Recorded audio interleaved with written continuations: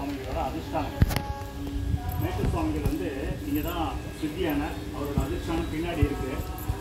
மேட்டூர் சுவாமிகளை ஒரு தடவை நான் சந்திக்கக்கூடிய ஒரு வாய்ப்பு கிடைச்சிது. அது இந்த ரூமில் தான் சந்தித்து அவர் கூட ஒரு 3/4 மணி நேரத்துலேருந்து 1 மணி நேரம் வரையும் பேசியிருந்தேன். அவர் சொன்னது வந்து வாழ்க்கையில் மறக்க முடியாத நிகழ்ச்சி, வெளியே சொல்ல முடியாது. ஆனால் இந்த மேட்டூர் சுவாமிகளோட அதிஷ்டானம் இப்போது இங்கே இருக்குது.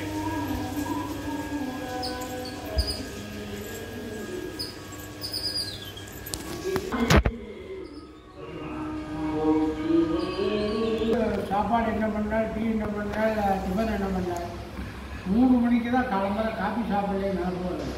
ஆமாம். அப்போ அது வரைக்கும் உங்களோட நினைப்பு உங்கள்கிட்ட இல்லாததுனால பசி தெரியலாம். அவர் சொல்லுவார் என்ன, நீங்கள் நினச்சா பசிக்க மாட்டேங்க.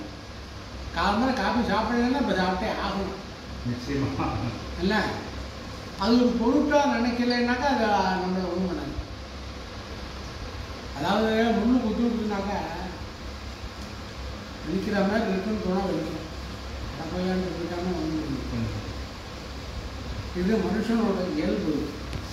என்ன, முள்ளு குத்தி எடுக்கும்பா, நான் காலை வச்சா குத்தின்னு சொல்கிறானோ. கதவு இடிச்சு கொடுத்தும்பா, நான் இடிச்சுட்டேன் கதவுல என்ன சொல்லுவான்.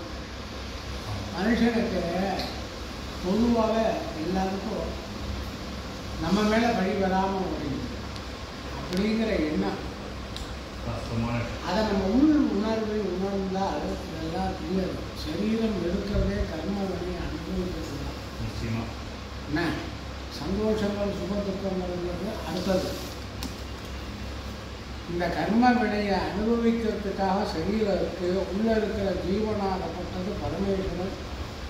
இந்த கர்மாலேருந்து இவனை காப்பாற்றணும். உள்ள ஜீவனாக இருக்கிற ஒவ்வொரு சரீரத்திலையும் அவர் இருக்காருங்கிறதை உணர்ந்தால் அந்த இதுலேருந்து காப்பாற்றிடுவார். எந்த சுவாமியும் கர்ம வினையை அதை ஒழிக்கிறதுங்கிறது யாராலும் முடியாது. நல்ல எண்ணங்களும் பொறாமை இல்லாமல் சௌக்கியமான நினப்பு இருந்ததுன்னா அவன் வந்து வியாதியும் வராது.